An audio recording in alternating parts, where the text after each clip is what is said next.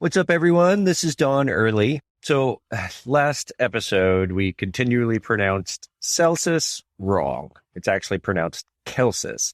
It's spelled really, really close to Celsius. So, that's kind of what we went with. But having listened to actual historians pronounce his name, well, the more you know. It's not Celsius, it's Celsius. Whoopsies. That said, we made it. The final chapter and conclusion of Elaine Pagels' book, The Origin of Satan, How Christians Demonized Jews, Pagans, and Heretics. This is The Devil You Don't Know.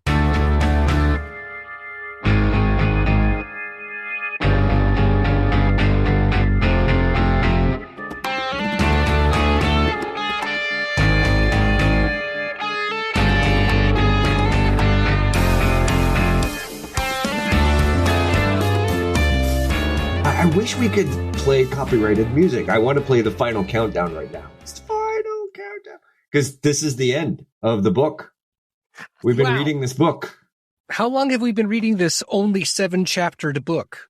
Too long. It's been a while. Elaine Pagels, you are absolutely brilliant. What you have put in this book, I can't even imagine the amount of research it took you, the amount of thought that went into it. I just adore you for going through the process of writing this. I don't like reading nonfiction. It's nothing against you, Elaine. It's a perfect book. I want my murder mysteries. It's fair. Don, I like fiction, and I like fiction where I have a task, which is to solve the murder, put clues together. And honestly, if I'm not reading that, then I'm probably not enjoying the book. And so I am not the person to give a fair critique of this book, but I do appreciate all the work that went into it. It was very thorough, very thoughtful. So, but I am going to complain about having to read it. So I have given my applause to you for that. And now for the rest of the episode, you're going to have to hear me grumble about it. Just letting you know. Don, I was reminded after the first chapter that you went into that said, so this is a pretty heavy book, and that you were super nerding out about it and you loved it, but like you literally had to set context for us a couple of times, like what you need to get is, and we were like, yeah, no, we definitely needed to get that because there was a lot that needed to be kind of preamble to get into this. So I agree with Emily. It took a bit to catch that and to get into it. After I had it, or at least set myself in the mindset of what I was looking for and what it was going to be, I felt like I was able to lock it in, or at least have some really good insight and gain a lot of really neat insights out of it that I had never had before. Like I learned a hell of a lot by reading this for sure. I think that's kind of where I'm at too. Obviously I had probably, well, I don't know about obviously, but I had a lot more context going in than you folks did. Right. Mm-hmm. But I still have been coming away with just mind blown things happening and stuff. But that said, I have to say that this last chapter in conclusion did not include things that I expected would be there. Ooh, like what? Well, I thought we would get into, because the chapter's called The Enemy Within, Demonizing the Heretics. This is chapter 6. So I thought we were probably going to spend some time in the Middle Ages. Oh yeah. Or, the witch trials and stuff like that. And no, we don't. No, we get to the origin of what a heretic is. Yeah. Mm-hmm. Yeah.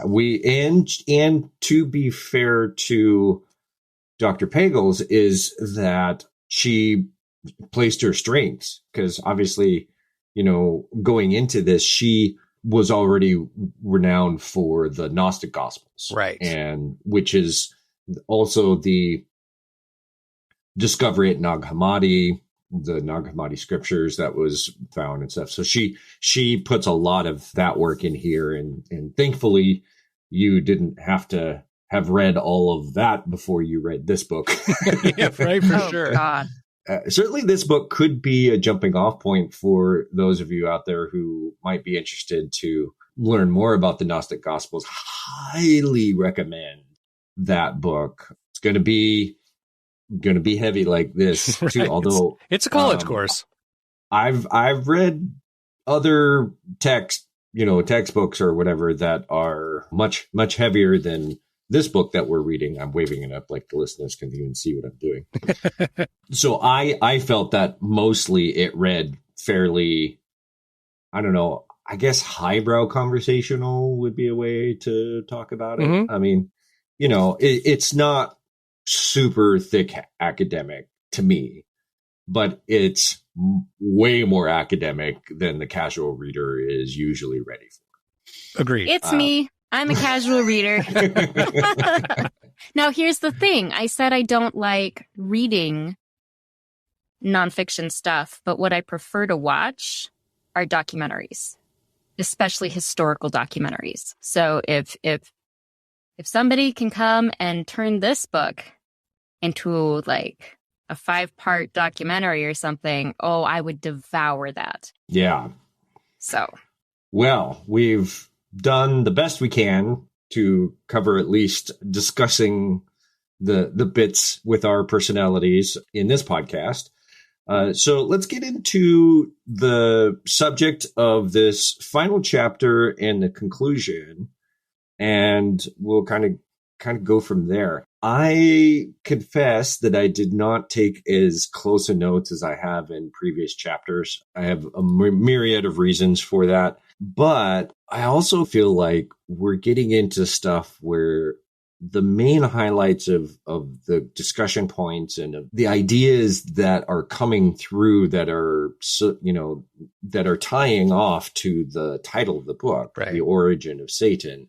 There's just a lot of detail that is great information for you to read and get a lot of the backstory. But for discussing purposes, I'm not sure that we really need to get into all the nitty gritty of that. I'm sure other podcasts have already done that anyway. That said, let's jump in. So this is The Enemy Within, Demonizing the Heretics. We're, of course, reading The Origin of Satan, How Christians Demonized Jews, Pagans, and Heretics by Elaine Pagels. And right off the bat, the big thing that jumped out at me and that highlighted took me all the way back to our episode 4 with Steve Hill, the Satanist, Satan for Congress. Running for Congress, Mm-hmm. yeah. Yeah.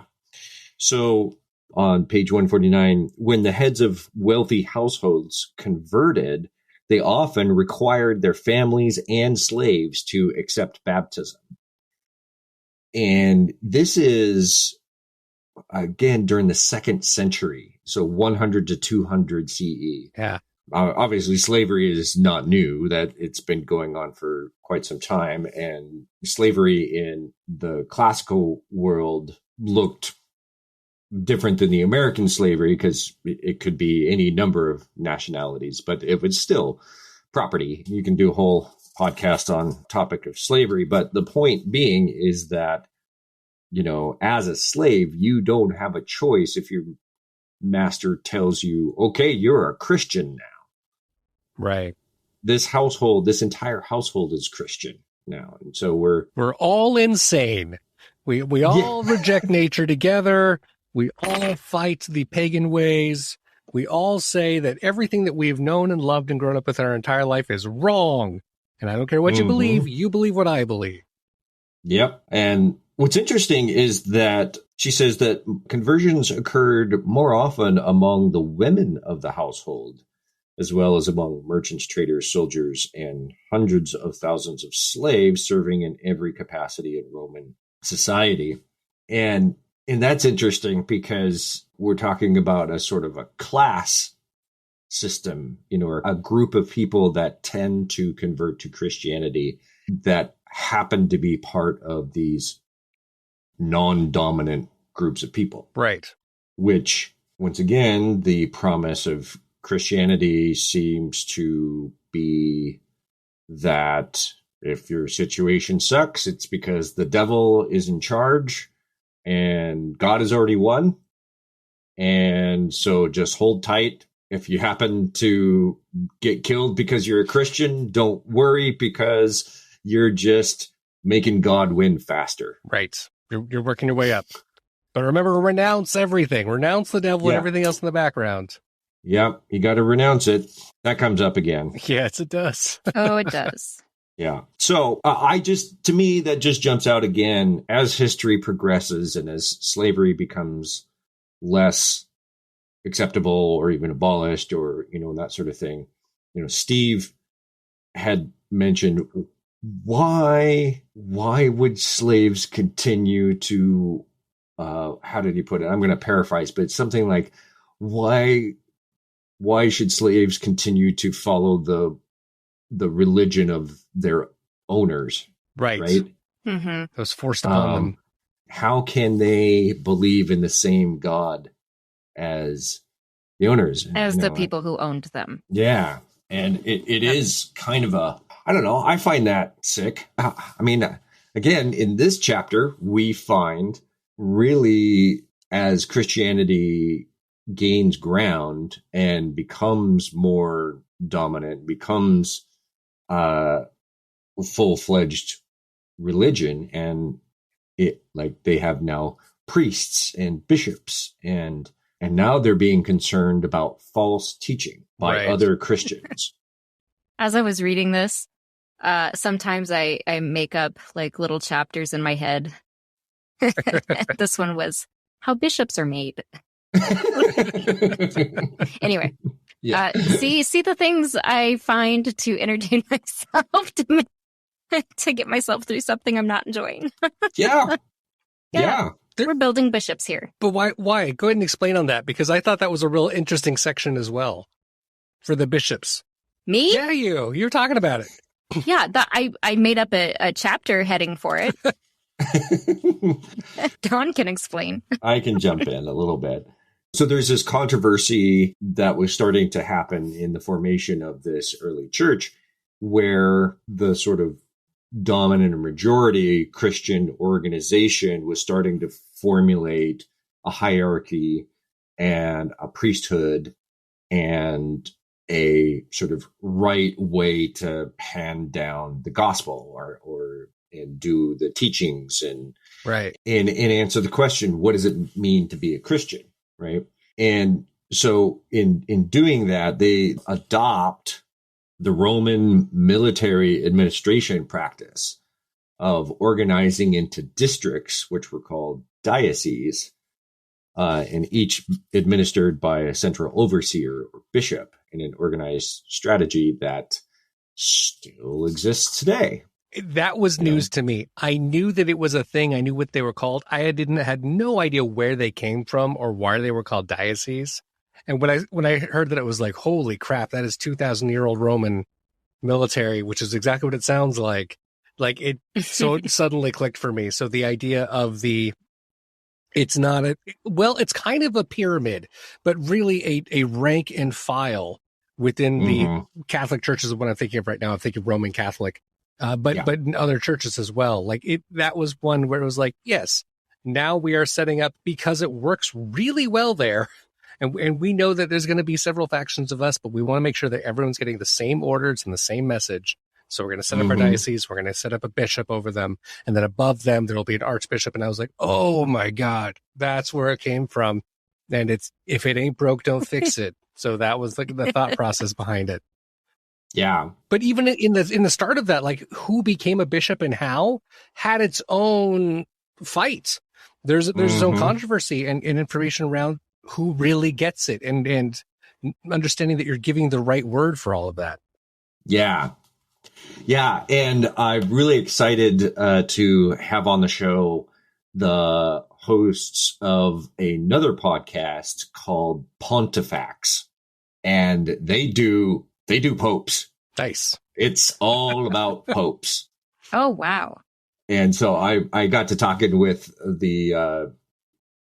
the creators of that, and we kind of had talked a little bit about maybe doing some collaboration. And now where we have gotten into this book, I have questions, and I think they would be awesome to have on the show and talk about it. And they're hilarious, by the way.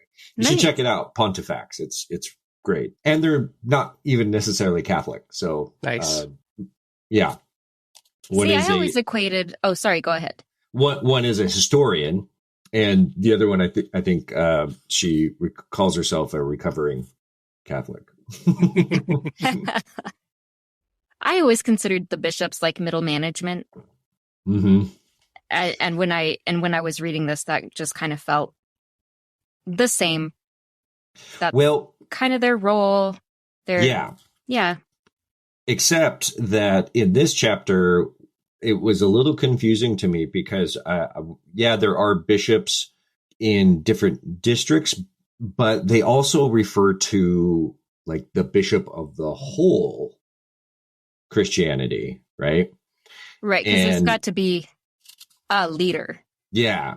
Yeah. And so we get into a few names, Clement being one, and Clement is apparently thought to be maybe the third bishop or maybe even pope of Christianity back then. Of course, right. Peter being the first. Again, this is where I have questions. Who was the second? How did this come about? Lost to time. I don't have a huge burning, but I am curious now. Particularly that this Clement person, we spend a bit of time in the chapter about Clement. And there's a writing First Clement. I'm not sure if there's a Second Clement. That might be in the Apocrypha. I haven't pulled that out in a while, but I First Clement does ring a bell, having seen that in scriptures or collections or whatever. Sorry for my blank stare. I cannot help you with that one. I do not. Yeah, know. No, I get it. Yeah, we would need some Catholics to help with that. I'm pretty sure. But the point is Clement is, of course, arguing for the formal organization of the church and having, specific laid down priesthood and a separation between laity and the priesthood. Laity being not lady, but laity. Right. Thank you. Yeah. I can kind of mash my words sometimes. I was like, they did that though. That's also a thing. But yeah, the other one. Laity. That's true. Yeah. So, but what I did not, this was new for me, is that canonization is happening right now. Right. Canonization of the New Testament, like which books are going to be officially recognized. So they're trying to determine what it is that's going to make the Bible and what it is that isn't going to make the Bible. Bunch of old white guys in a room figuring out what books are going to be chosen to dictate the rest of our lives. Right. How we live, what we're supposed to do. Yeah. So the New Testament is being canonized. And the key word here is unity and like belief, right? Right. So because they want everyone to be the same. Yeah. And they want everyone to stay together. Mm-hmm. Yeah. So and they're also accepting the New Testament books that are really teaching you how to be a community, right? Right. As opposed to individual enlightenment paths, which were shut in a cave or burned. We'll get to that in a little bit. Yeah. But there was a whole group of those people who were like, oh, wait, it's not about being together. Like, shh. No, we don't talk to you. But what I was going to say is that another canonization is happening that I did not know about until this book, which is a collection of writings included called something about like the Apostolic Fathers of the Church. And it is a collection of writings that dictate how to run a Christian church, how to run the Christian organization. It's the business manual. Yeah, it's a canon of church tradition, what it kind of comes down to. It says several writings included in the Apostolic Fathers sought to revise and, in effect, domesticate for the new influx of converts such radical sayings as of Jesus as these: you cannot serve God and money, or give to whoever asks, sell it all you get, sell all that you have and give the money to the poor. Instead, they're like, well, maybe you should pay attention to that. Give your money to the church. Included in the Apostolic Fathers, it was a famous Christian handbook called The Teaching of the 12 Apostles, which paraphrases Jesus's primary teaching as follows: love God and your neighbor, and whatever you do not want done to yourself, do not do to others, bringing that negative back. So that's fun. Yeah. And so we talk a little bit about the teaching of the 12 apostles. We talk a little bit, another writing that was included was the letter of Barnabas, which attributes similar moral teaching to Paul's companion and fellow preacher Barnabas. But what was interesting about this, Barnabas interprets the 10 Commandments for Christians as requiring at least 40 specific injunctions. It's just, we're going to, the 10 Commandments, yeah, it's more like 40 now. And right. We really got to, deep dive. The 10 Commandments didn't say anything about having sex with, young boys. So we got to put that down on there. I support that one, by the way. Thank you. But as in, like, no sex with him. Right, got it. Yeah, you support the opposition to it. Yeah. The opposition to that is a good idea. Thank you for clarifying. It was not necessary, but we got you. Yeah. The whole point, though, with Barnabas, so he explodes with all the rules and stuff. But the main thing is Barnabas urges them to exercise moral vigilance so that the devil may have no opportunity to enter the church, even though the days are evil and the evildoer is still in power. And Barnabas is significant just because he sets the tone for Christian tradition for the next 2,000 years. Right. Very, very influential. So, and again, the devil's in charge, but we won. Right. Yeah. Follow the rules and you'll be okay. And I think you made a really good point there. It wasn't exact direct, but for me, it was one of those that, like, for someone who kind of literally created the rule book and said, these are what the laws were, these are what you do now. How did I never know this guy's name?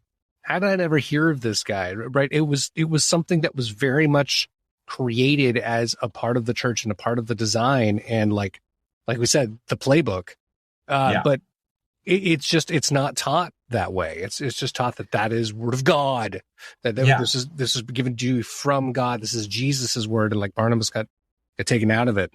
I just find that really fascinating. And maybe it's more common in Catholicism. I don't know. Maybe they teach that. I'd never heard of it. So. Growing up Lutheran, I had never heard of it either. Yeah. Side note, I did appreciate the shade she threw at Martin Luther. It's like, and then 1,400 years later, Martin Luther would call his fellow Christians, other Catholics, agents of the devil, or not just other Catholics, other Protestants. Oh yeah, other Protestants, definitely the Jews. Yeah, he was a special guy. That guy. Elaine brings up very correct points. But he loved his beer and pretzels. He did, and music. Germans. Yeah. Woohoo! It's kind of like, grabbing heavy metal songs and making them and writing Christian lyrics to it. Yeah. All right. Enough about Luther for now. But so around 180 CE, we get to Irenaeus. And Irenaeus is another person who I had heard of him before this book, but I didn't really know much about him. And so he's another sort of father of the Christian church, so to speak, and wrote 5 volumes attacking deviant Christians, whom he called heretics, and basically calling them secret agents of Satan. Secret agents Anyway, What I loved was at this point when Elaine just took a sidestep real quick and was like, hey, let's create footnotes here real quick to talk about what a heretic is, what the heresy terms come from, where it is in Greek. And then was it this chapter or the last one that went into Gnostics?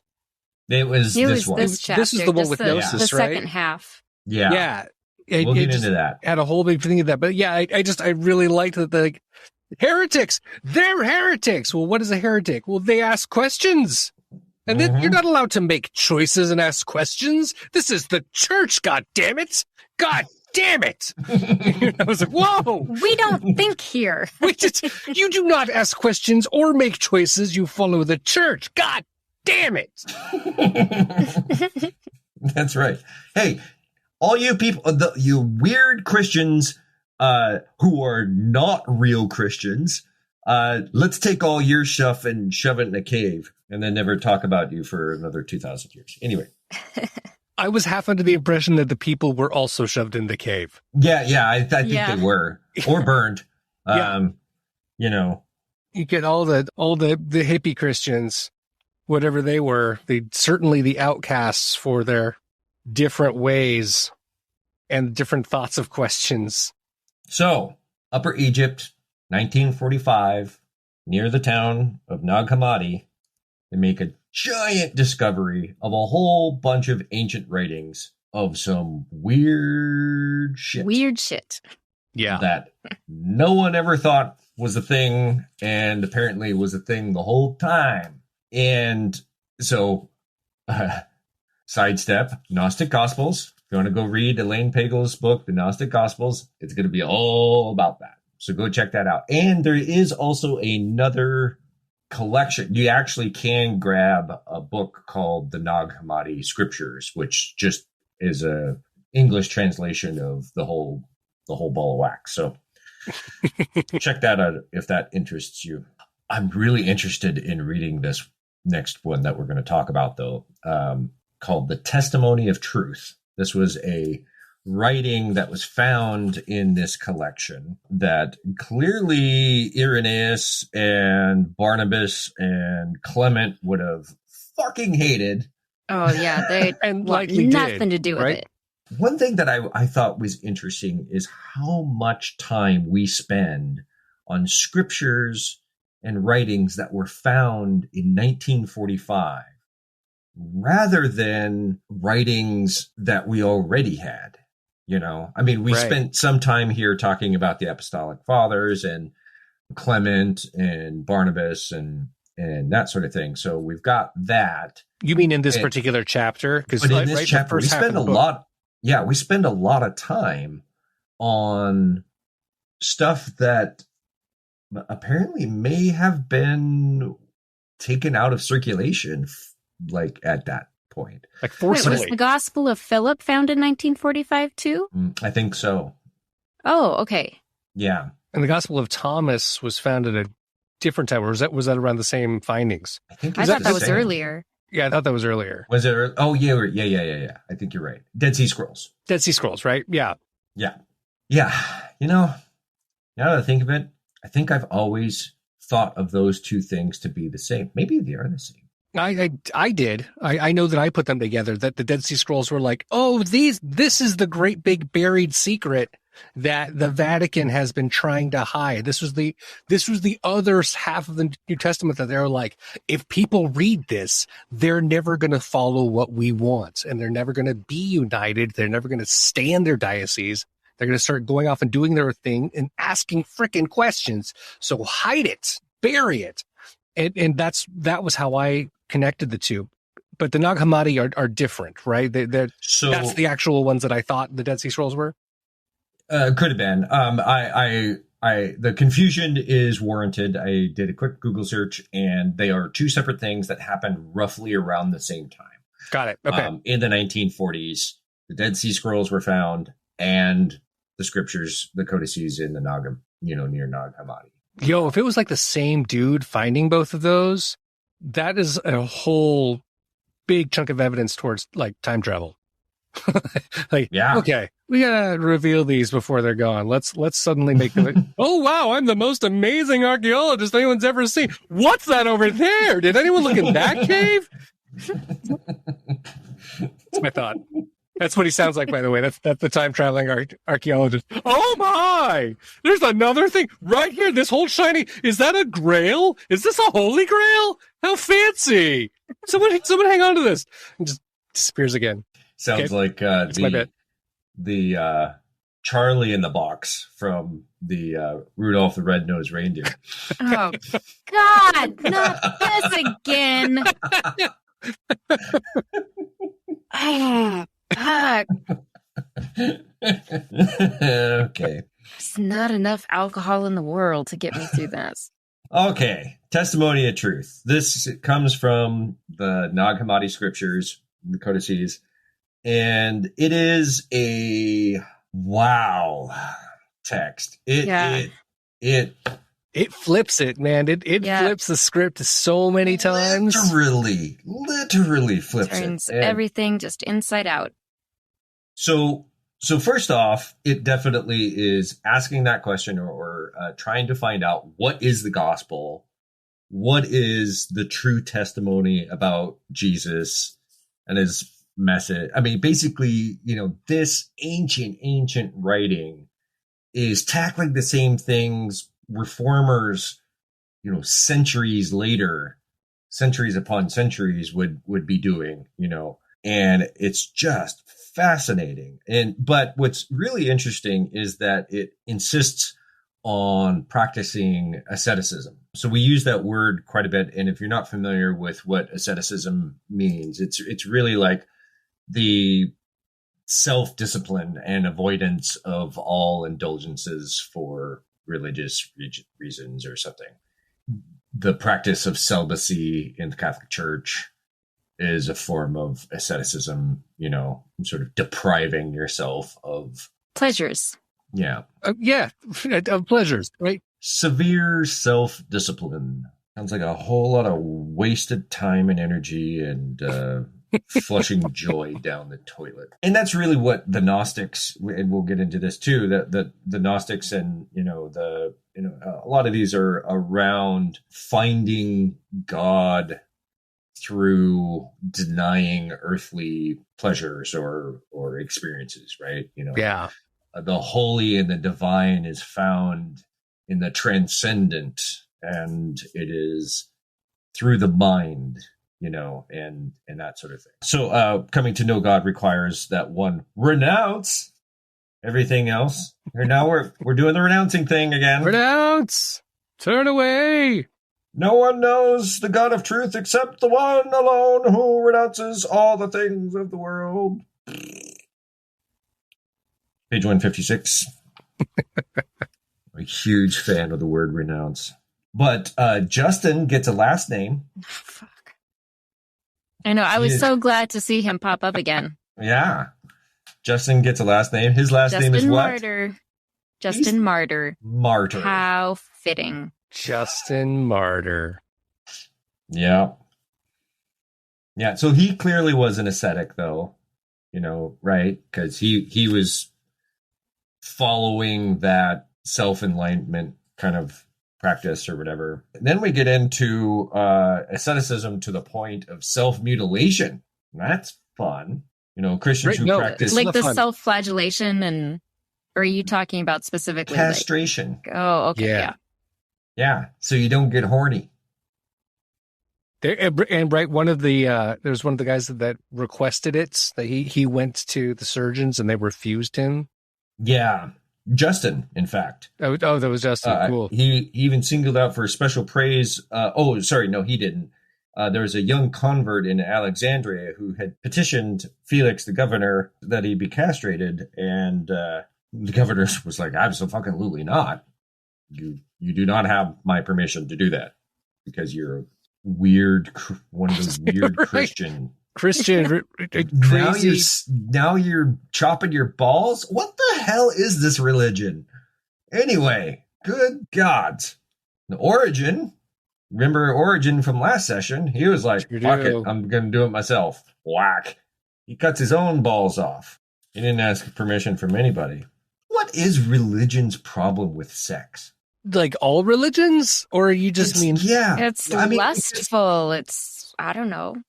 I'm sure, I mean, obviously that's a huge, huge question, and we're not going to answer it today, but I'm just even thinking back to paganism. Yeah, I mean, maybe more freeform sex was acceptable, but the philosophers always talk about calming the passions of the flesh and all that. Religions have had problems with sexuality for a long time, and I'm really curious. Maybe that'll be my next rabbit hole. Really curious why it's so nasty. Probably because temptation. I mean, you're tempted to have sex. There's desire. Desire is a temptation, and that's usually temptation is brought about by evil forces. And so in that regards, sex or I don't know, that it would just be a... Do you think it has to do with rape? Not as much, maybe, as it has to do with control. Okay. Like at its basis, at its hearts, as an atheist, I see a big form of religion is having control or giving control, or giving someone certainly at least a sense of control or of understanding. And sex in general is so primal, it's so literally carnal, that it can be out of control. It can feel wild. It can feel disconnected. And frankly, it can be scary at first because it's so much taking over that there is, in my opinion, a level of, by controlling the sex, or at least by giving someone a sense of what they can and can't do or should or shouldn't do around it, it feeds into that original reason for the religion in the first place, right? It just speaks to that same message of sex is good, sex is not good, or this is the control you can have, and this is the control you don't feel like you can get. So by not doing it, or by doing it under very certain restrictions and cutting these things off, you now have a level of control. That makes a lot of sense. And as what you're saying also kind of brings up the notion that obviously animals have sex, right? And people can see that. They can observe that happening in the wild, and people we're supposed to be better than the animals. We are not animals. We are humans. And so going back to the real basic dichotomy that we've talked about in the very beginning, the us versus them, human versus not human. And maybe because sex is considered, so bestial or wild or not human, could play into inspired by the devil, derived from those tempting feelings and right. Yeah. As we have seen, really the other way around. The viewpoints on sex has inspired what we think of the devil. Oh. And because we've had gods and goddesses that were all about sexuality and having fun and, drink and partying and all that stuff. And then when things get Christianized, then all of that becomes evil and demonic. Yeah. Yeah. We haven't even gotten to the good stuff yet on this one. The testimony, I'm talking about the testimony of truth. Nag Hammadi. God, I love this thing. Testimony even claims that the God whom most Christians worship, the God of the Hebrew Bible, is himself one of the fallen angels, indeed the chief of the fallen angels, Satan himself. What? Hebrew God is Satan himself, the chief of the fallen angels. Go on. Yeah. So I'm on page 159 here. The author of Testimony of Truth goes far far beyond protesting Christians of the Reformation and later times, asking questions like, what is the light? What is the darkness? And who is the one who created the world? Who is God? And who are the angels? And what is the governance of the world? And why are some lame and blind and rich and poor? And so that was Tucker Carlson going through my head because that's what he does. He asks those stupid questions. So why is this? And what does that mean? Does that mean this? And anyway. Yeah, exactly. But you have to have resting dumb fuck face. Right. Yeah. But that whole paragraph of questions, I was just like, exactly. This is some Tucker Carlson bullshit here. What is the light? Yeah. What is even darkness? Right. What is air? Aren't these foils of the devil? I don't know. It's not my Tucker. I'm mad just seeing your impression of him. Pretty good. Yeah. Oh, fuck him. Fuck that guy. Sorry. Just have to put that in there. Fuck him in the nose hole. Wow. Ooh, ouch. Yeah. With pliers. Anyway. I don't mean violence. What am I talking about? I don't wish violence. He's a dipshit. Resting dipshit face. Right, for sure. That's definitely true. Testimony of truth. So, approaching the Genesis story with questions like these. Holy fucking shit. The teacher, the writer of this testimony of truth, discovers that the truth is only revealed when you read the story in reverse, recognizing that God is the villain and the serpent is the Holy One. Holy shit.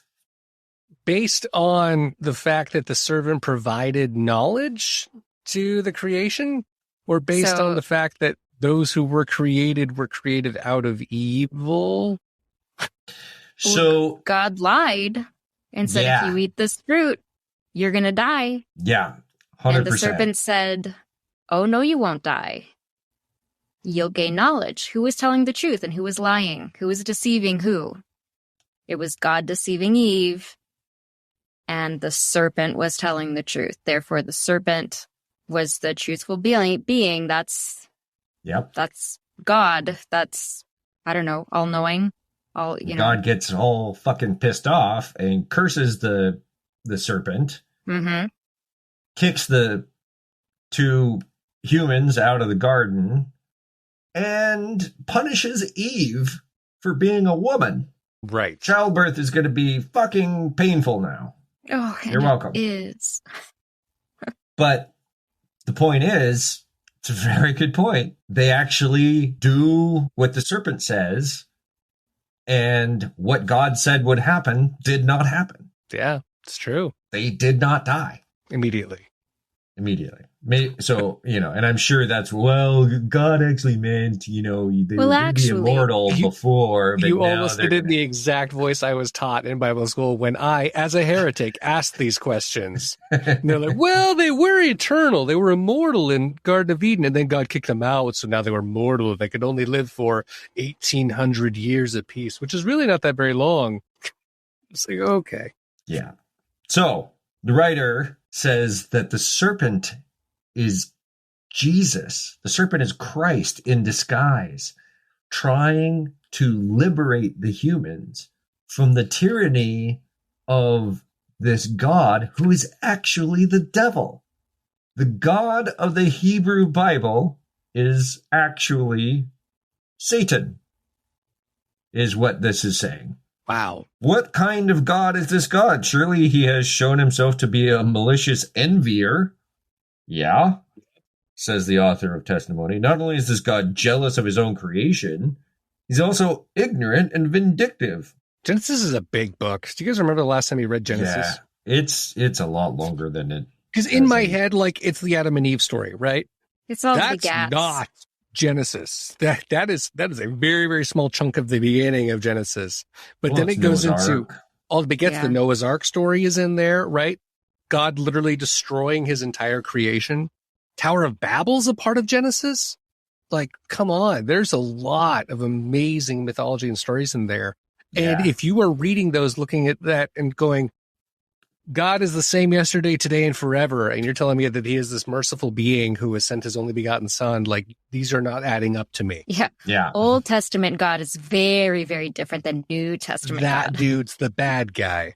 And right, I get it. Like, I can see the thought process that would create this book and these writings. I can also see how the rest of this brand new church with their very first diocese or whatnot are like, we got to shut this down now, and doing everything it can to keep that power.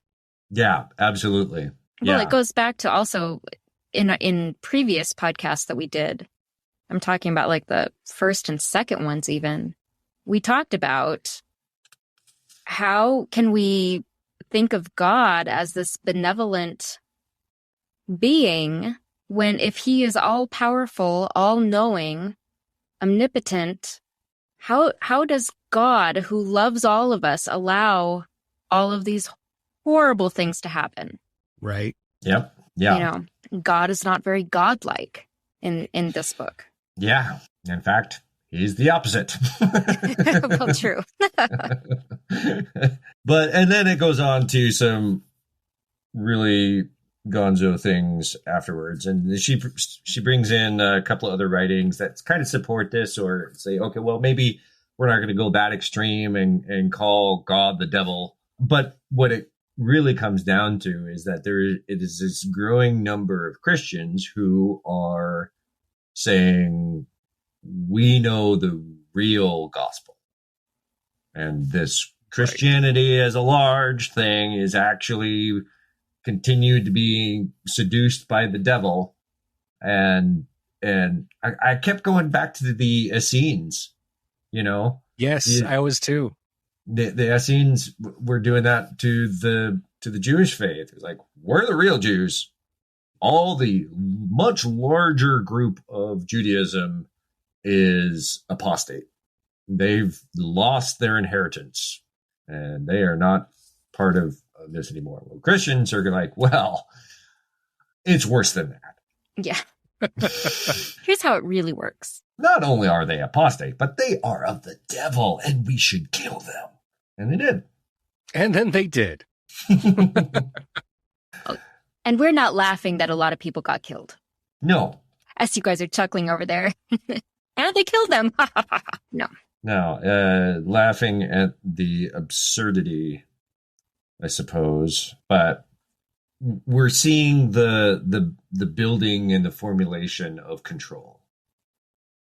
And it's going, like you said, Jeremy, if it ain't broken, don't fix it. Let's go grab the hierarchy from Judaism that we all are pretty already familiar with. Let's do that. Let's pull in some Roman military structures. That makes kind of a lot of sense. Oh, let's ignore a lot of what's in the New Testament that we really like here. It doesn't actually mean what it means literally here. We need to read into that a little bit more. And let's bring in some of these already written works on ethics and how to live in Roman life. And let's just, we'll change the words so it's more Christian. They'll get included in the New Testament too.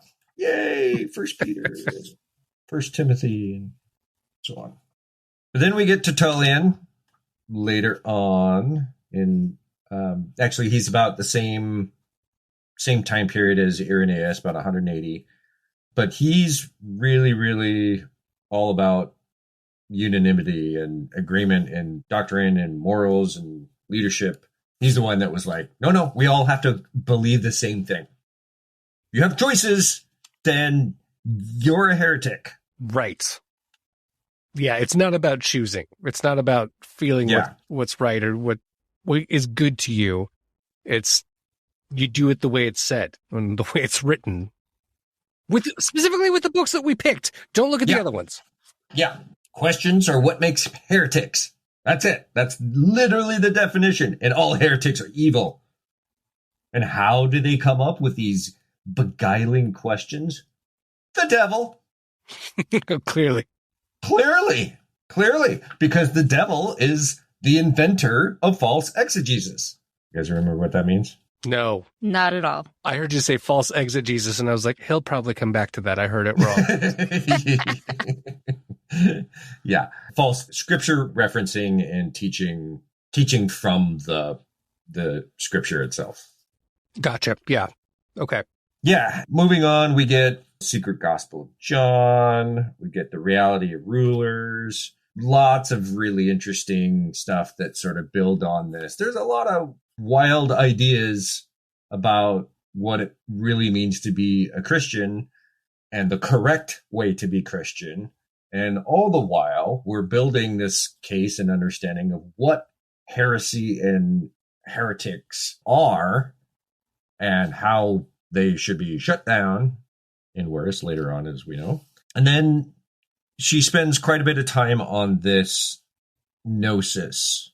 And ultimately, the idea is that you can understand, you can read, you can interpret, but you have to attain a certain level of understanding or insight or wisdom. And once you've achieved that, that is the more, divine situation. And that's where the flesh and the body becomes associated with evil, and spirit and intellect is good. And so a lot of times Gnostics are accused of being the origin of where Christianity's hatred of physical bodies and sexuality and deformities and that sort of thing. So she spends a lot of time on Valentinus, which is where we get a lot of the study on that. Gospel of Philip.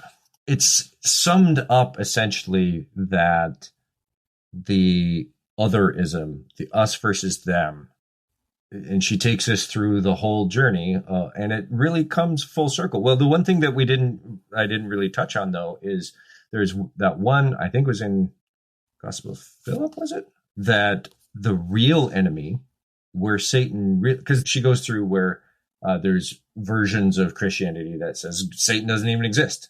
There is no devil. God has it handled. God covers both sides. He's ambivalent. He covers all of that gamut. And there's that bit where God says, I am the only God. And wisdom says, shut the fuck up, Samael. We're here too. And let's see, where was I going with this? That the devil, the real devil, actually exists within yourself. It's your own evil inclinations. And you have to discover that you have your own devil within you. And it was kind of like the truth will set you free, right? That quote from the Gospel of John. So if you're able to discover the evil tendencies or the devil within you, then you defeat it. But if you don't go on that journey of discovering the evil within you, it takes root, it takes hold, its fruits blossom without, when you just become a piece of shit, apparently. And so I thought that was insightful, and it's all summarized. If there's threatening and fear, that creates a polarization of a worldview, and that's where we get the devil. I get it. There you go. There's two things that I thought we would find here. I thought we would talk more about the Middle Ages and that sort of thing, but I see why we didn't. I see, that's heresy and the stamping out of heresy in practice. This is the start of it, where it began, right? Yeah, and why it began. The other thing that I was kind of hoping to get that we didn't get was how she starts the book with her story about losing her husband, which started on this sort of path of. Oh, that's right. And I thought she might bring it back on a Full personal circle. level, and I was kind of interested to hear where she came out on after this journey, but we didn't really get that either. So. You know what? I felt like it wrapped up quickly. It was a good conclusion in the way that it all came together, but it very much had this, the same kind of message that you were talking about, Don, when we started the podcast, of by understanding how other people got to where their thought process is and how they interpret what the devil is, it could give us more of a way to connect with them and to show that we're not the other, show that we're not the devil, right? That was one of those that really kind of like, and that's where the devil came from. It's about our fear and our creation of others and how we try to design it and determine what that is. And hers wrapped up in the same manner in a very, very quick kind of like bow that put it together. And it would have been really interesting to see, I don't know, maybe a bit of a seeded progression to, I guess for me, the devil aspect of it, but it really was about Satan. It was about the adversary and where the Satan comes from. And so I thought it was well done, but it could have been a little bit longer, just tying that thread through a little bit more of really recognizing the entire process of the adversary, the Satan, is just us figuring out each other. It's just who we are and trying to be okay with what that is. Yeah. And the more that we are accepting rather than controlling and separating, the less of a devil aspect or Satan aspect there would be. Yeah. I'd be curious to see if, because this book was written in 1995, and so it's almost 30 years old. Mm-hmm. I'd be curious to see if her takes on any of this have changed. Sure. Since when she wrote the book. Just given like political and social things that have happened, just lots more upheaval and stuff, if that has had any effect on how she views this.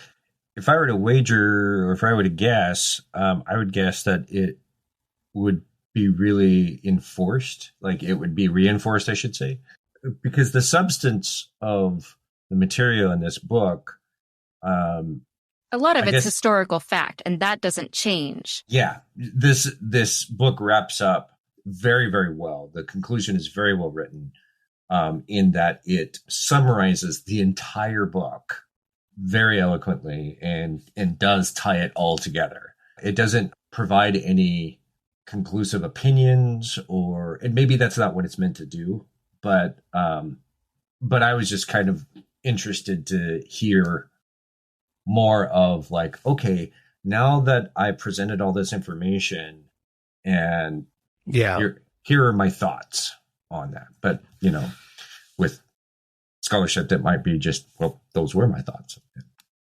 Maybe you have to take her Harvard class to get her thoughts. Right. might be. Yeah. Well, we have discovered the origin of Satan and how Christians demonized Jews, pagans, and heretics, according to Elaine Pagels, anyway. She does have another book that, my question about sex might be the topic of this other book, which is Adam, Eve, and the Serpent book that is about sexuality. I think that would probably be an interesting deep dive for my personal. You guys don't have to read that. But yeah, we have wrapped this up, and we're done with this book. We are moving on to other things. Yay! What do you have in mind for the next things, Don? You said you had some really good ideas coming up. Yeah. So the Satanic Panic is coming up again. Stranger Things season 4. Oh, let that be our homework, please. We've been doing a lot of heavy historical research, heavy stuff. I think it's time to lighten it up. Yes. So maybe get your ideas, your opinions. But I've been watching a documentary called Sons of Sam on Netflix. Ooh, saw it. So I haven't gotten to the end of it yet, but it's really good. There's some very interesting Satanic Panic stuff going on in there. Stranger Things, like I said, Satanic Panic's going on in season 4. We're seeing some of that. One of the former writers from Wizards of the Coast, Ed Stark, he's a good friend of ours. Yes. He volunteered. He's got a Satanic Panic story that he'd love to tell from when he was growing up. Yeah, and so I'd love to have him on the show and tell his story. For sure. And so then I want to really kind of get into where that comes from and how that is carried forward today in modern conspiracy theories and that sort of thing, like QAnon. So there is a old anti-Semitic conspiracy theory called blood libel, which I'm not going to spoil it for you. You'll see. Okay. But it's kind of where all this comes from. And the Satanic Panic, a lot of the things that we hear, same story. That was mentioned in this book, right? Briefly. So. Was it? Oh, maybe not. I'm not familiar with that. Okay, No. I've heard the term recently, and I thought it was while I was reading because I'd never heard it before, and I was like, "What?" Yeah. So, but maybe it was from somewhere else, Could have which been. that's coincidental. All right, never mind. Other ideas I thought might be fun to explore. You wanted to watch documentaries. I love documentaries. I'm such a nerd. Let's go on a quest to find Satan-related or the devil-related documentary kind of stuff, or something that is interesting that we want to, talk about on the show. Okay. Cool. I'd like to get Pontifex people on the show. Right. Do an interview with, the popes. They certainly had a lot to do with spreading the devil.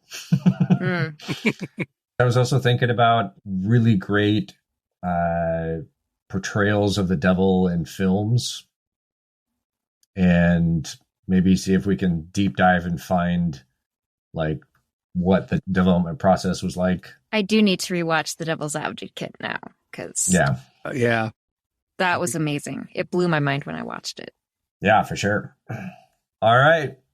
Thanks, everybody. We'll catch you next time. Bye, too. Bye. This was The Devil You Don't Know. If you are enjoying this podcast, please leave us a review on Apple Podcasts or Podchaser. It helps the show so much.